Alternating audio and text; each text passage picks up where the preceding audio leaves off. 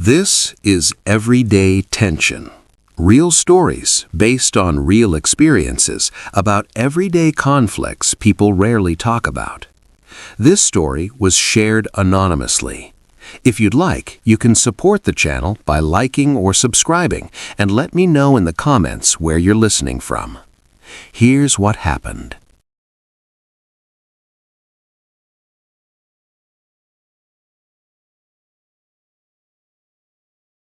We told his parents we were moving out 7 months ago. I remember the date because it was right after my birthday. We sat at their kitchen table, the one with the wobbly leg that his dad kept promising to fix. My husband, Mark, did most of the talking. He explained that we were going to live with my parents for a while, that it would be rent-free, and we could finally save up a proper deposit for a house. He was gentle about it. He also told them, again, that the financial support was going to stop completely. He'd been reducing it for over a year, giving them smaller amounts each month. He said it was to give them a chance to adjust, to find jobs, or whatever they needed to do. His mom just stared at her hands. His dad got up and walked out of the room without a word. That was pretty much the reaction. It wasn't a surprise, I don't think. But it still blew things up. The support payments, that was a whole history. Mark had been supporting them for years, since before I met him. He had a good job, and they didn't. They had reasons, always reasons, why they couldn't work steady jobs. His mom had bad knees. His dad had a bad back. There was always something. And Mark, he's a good guy. He felt responsible. He was the son. He helped. But it was a lot. It was eating into everything we wanted to do. Our own plans just kept getting pushed back. We talked about it for a long time before we did anything. The slow decrease in payments was his idea. A soft landing, he called it. A chance for them to stand on their own. They didn't see it that way. They saw it as him pulling away, which I guess he was. After we told them we were leaving, things got cold. We were living in their basement at the time. It was supposed to be temporary, but temporary had stretched into 2 years. After the announcement, it was like walking on ice. Conversations were short. His mom would sigh a lot when we came upstairs. His dad would make passive-aggressive comments about people forgetting where they came from. We started eating dinner in our basement room more often. It was easier. Then we moved in with my parents. The silence from his side of the family was pretty much immediate. We'd call, they'd answer, but the talks were stiff. 5 minutes of weather, and then nothing. We went low contact without ever really announcing it. It just happened. You stop calling as much because every call is awkward and draining. They stopped calling too. It was a mutual fade. Therapy was Mark's idea. A few months after we moved in with my folks, he said he couldn't stand the weirdness. He wanted to fix things, or at least understand why they were so broken. He found a therapist who did video sessions. He asked his parents to join. To my shock, his mom agreed. His dad never did. But his mom would log on, sometimes. It was slow. It was frustrating. The therapist would try to get them to talk about feelings, and his mom would talk about her sacrifices, all the things she did when Mark was a kid. Mark would try to talk about the pressure he felt, the weight of being their financial plan. His mom would cry and say she never meant to be a burden. Then the next week, it would be the same kind of conversation. 2 steps forward, 1 step back. But it was something. It was a thread still connecting them. Living with my parents was different. My dad is a builder, retired, but he still knows everything about houses. My mom is just happy to have people around. They didn't charge us rent. They just said, save your money, get your footing. We helped with groceries, with bills where we could, but they refused to take much. It was a gift. A huge gift. We could finally breathe. We made a budget. We looked at our bank account, and for the first time, the number for a down payment didn't seem like a fantasy. It seemed like a goal we could actually reach in a year or two. So we started looking at listings online. Just window shopping at first. Getting an idea of what we could afford, which wasn't much, in the city. Not for anything that wasn't a total project. The project houses were tempting because they were cheaper, but my dad would look at the pictures and list off 20 things wrong, and the cost to fix each one. It was daunting. We looked for months. Then we'd see something promising, go to an open home, and fall in love a little. Then we'd put in an offer, and we'd get outbid. Every single time. The market was just too fast. People offering cash, offering way over asking. We were first-time buyers with a mortgage pre-approval and a dream. We weren't competitive. After the 7th time, we stopped telling people. It was too hard. We'd get our hopes up. We'd call my parents, or Mark would call his mom, during a semi-good week.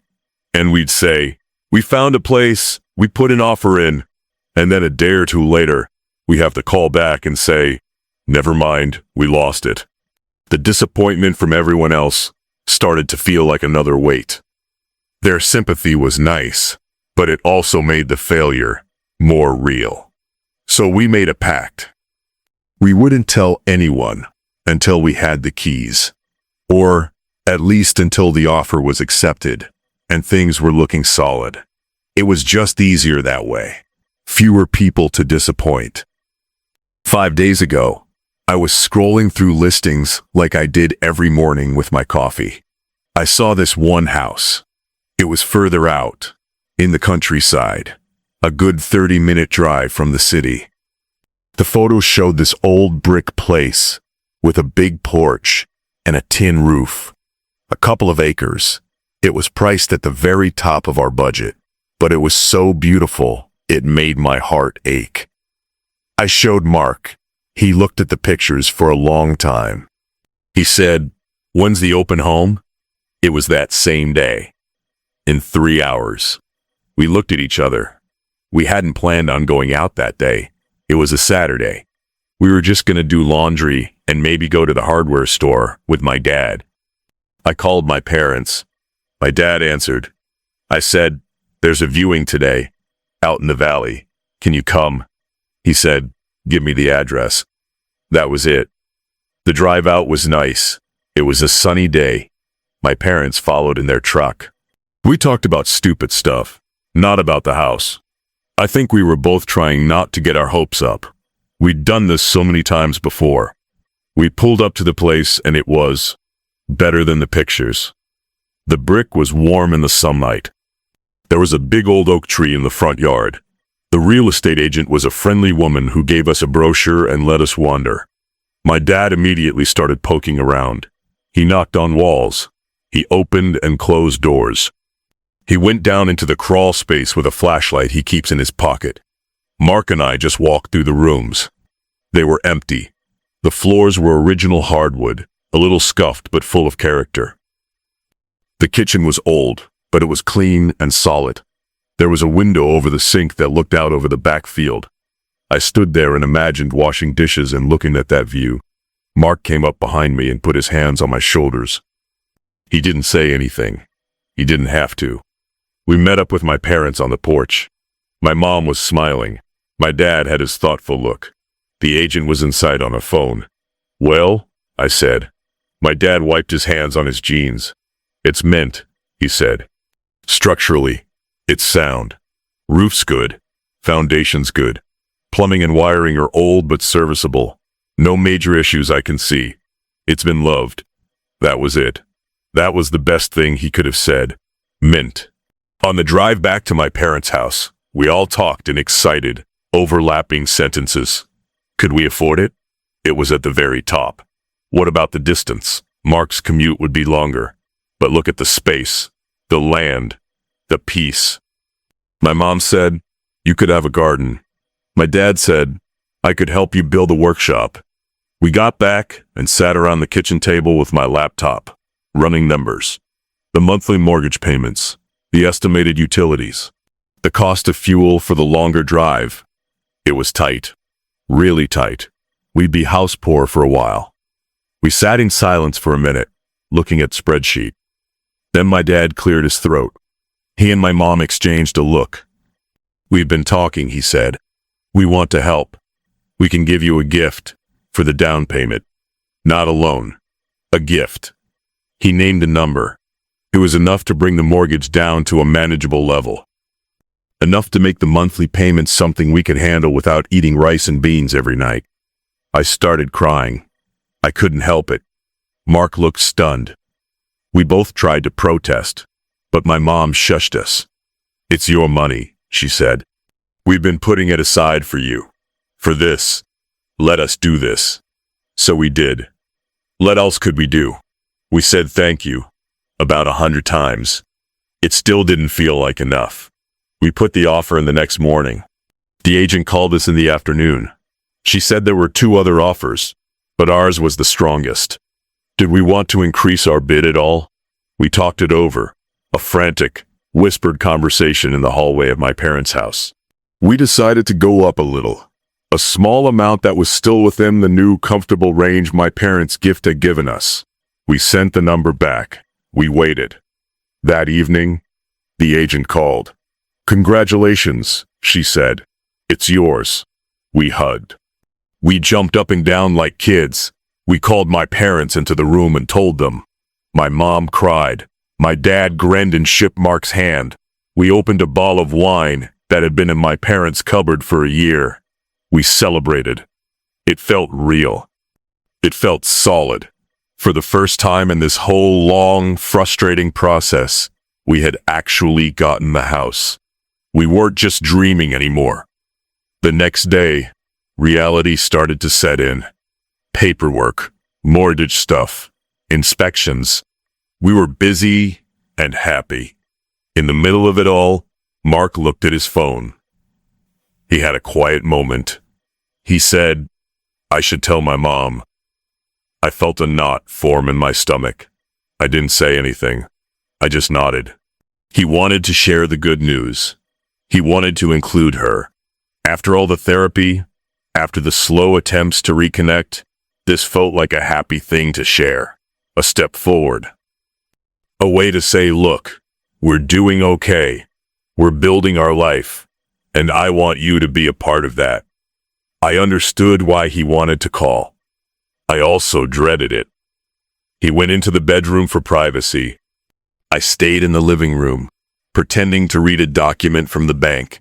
I could hear the low murmur of his voice, but not the words. The call didn't last long, maybe 10 minutes. He came out and put his phone on the coffee table. He sat down heavily next to me. He didn't look happy. He looked tired. "Well?" I asked. He sighed. It was not great. "What did she say?" He ran a hand over his face. "I told her we got a house. I said we were excited. Her first thing was, 'Unfortunately, we will be crazy far away, but congrats.' Just like that. Flat. I felt that familiar twist of irritation. Of course that's the first thing. Then she asked, 'Do OP's parents know?' That one stung. What does that even mean? I know. I said yes. They knew. Your dad checked it, and they helped us buy it. Then she immediately said, 'It's sad you left us out of it, but it is what it is.' I just stared at him. Left her? Out of it? We left everyone out of it, because we kept losing bids. We didn't tell my parents until we saw this one yesterday. I told her that. I said we weren't really talking for a while because things weren't good, but I was glad we were in therapy to try and improve it. What did she say to that? She said, 'That wasn't my doing.' I let out a short, bitter laugh. No accountability. Ever. Yeah, I heard it too.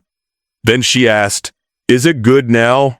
And I said, 'It felt that way, but obviously it's not getting fixed overnight.'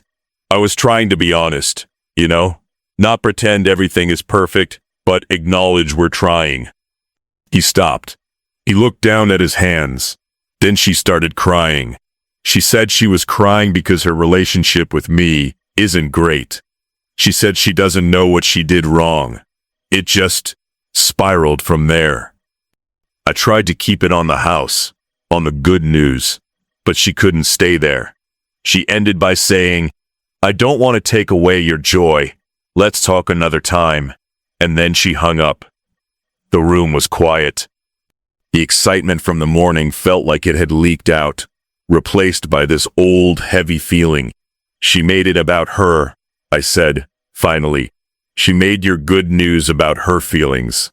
"I don't know if she was trying to guilt-trip me," Mark said. He sounded unsure. She said, "She was sad. She is sad. Our relationship is messed up." "Mark," I said, as gently as I could, "think about the sequence. You share happy news. Her first response is to focus on the negative, the distance. Then she implies we kept it a secret from her specifically, and brings up my parents to create a comparison. When you explain, she denies any role in the problems. Then she pivots to her sadness and starts crying. The final line is a classic. "I don't want to take away your joy." But she already did. That's the whole point of the call. She inserted her hurt right into the middle of your happiness and made you manage her emotions instead of celebrating with you. He was quiet for a long time. He picked up his phone, looked at the black screen, and put it back down. "I just wanted her to be happy for me," he said, and his voice was so quiet, it broke my heart a little. "For us. Just once. Just a simple, 'That's great, son. I'm happy for you.' Is that too much to ask?" "I don't know," I said, and I really didn't. For some people, maybe it was. We talked for over an hour. I didn't push. I just asked questions. "How did that comment make you feel? What did you want to say back? Has she done this before?" He started connecting dots. The times he'd gotten a promotion, and her first question was about whether it would mean he worked more hours and called less. The time we got engaged, and she spent the first conversation talking about how wedding planning was so stressful for the mother of the groom, a pattern of what he called rain cloud responses. Wherever there was a bit of sun, she had to float over and cast a shadow. By the end of the conversation, he looked more sad than confused. "You're right," he said. "It's a pattern. She can't just let something be good. She has to find the problem, or make herself the victim in it. I didn't see it because I was always too busy trying to make her feel better, to explain, to justify, to fix her sadness." "So what do you want to do?" I asked. "I need some space," he said. From the guilt. I just got a house. I want to be happy about it for more than 5 minutes before I have to start therapizing my mother again." He didn't call her back the next day or the day after. He focused on the house stuff. He talked to the inspector. He signed papers. He was excited again, but it was a quieter excitement, a little more guarded. Every time his phone buzzed, he'd glance at it. It was never her. She didn't call or text to follow up, to ask a single question about the house, to see how the process was going. Her silence after the fact was just as loud as her words during the call. A few days later, they had their scheduled therapy session. I didn't ask about it. He volunteered later that evening. He said it was hard. He told the therapist about the house call. The therapist asked his mom how she felt when Mark told her the news. She said she felt left out. She felt like an afterthought. The therapist asked Mark how he felt during the call. He said he felt deflated. He felt like his good news was being turned into a referendum on their relationship. The therapist tried to get his mom to see that her response, while maybe expressing a genuine feeling of exclusion, wasn't supportive.